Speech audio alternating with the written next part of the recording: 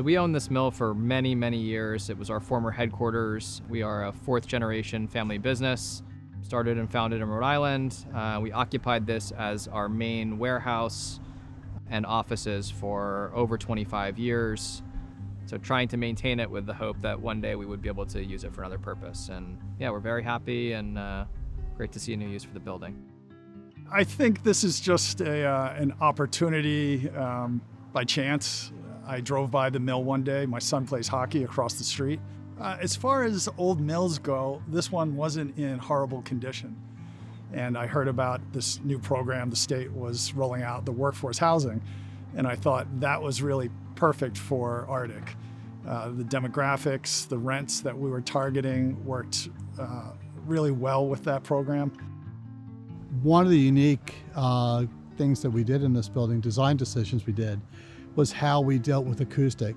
We actually developed new details for how to separate units and how to integrate the walls into the floors so that the sound couldn't transfer through the floors, which we've seen on other mills, issues with that. The other thing were the windows.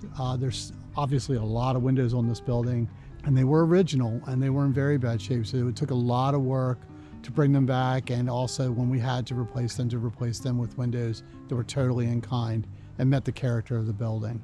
I think the most satisfying portion of this project for me was when we had to take the tower down, replicate it, and build it in the parking lot and crane it back up. And matching those historic moldings and building all that in the shop at the Salas Construction Mill Workshop was also very satisfying. Replicating the siding, building the louvers, and then again, the big day when we got to crane it up was a great day.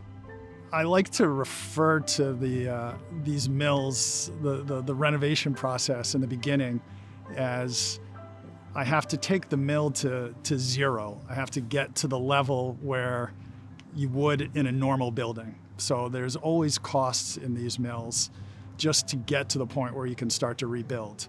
And those are costs that you never get back. So the tax credits come into play there in that they allow me to do the asbestos abatement, the lead removal, the structural repairs.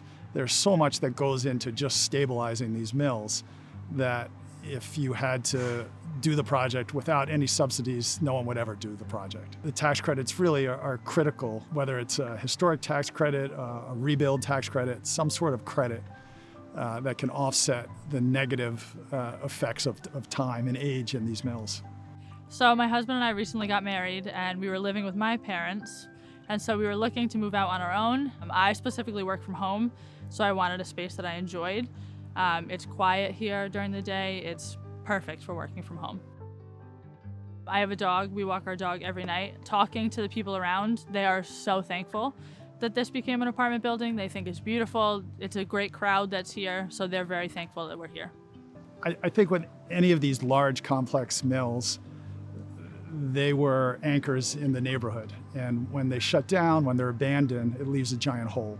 So anytime you bring back the mill, it stabilizes the neighborhood, it lifts it up, and I think everything around it suddenly gets a little bit of a shot in the arm.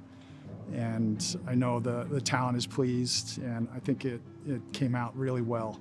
It was a great project.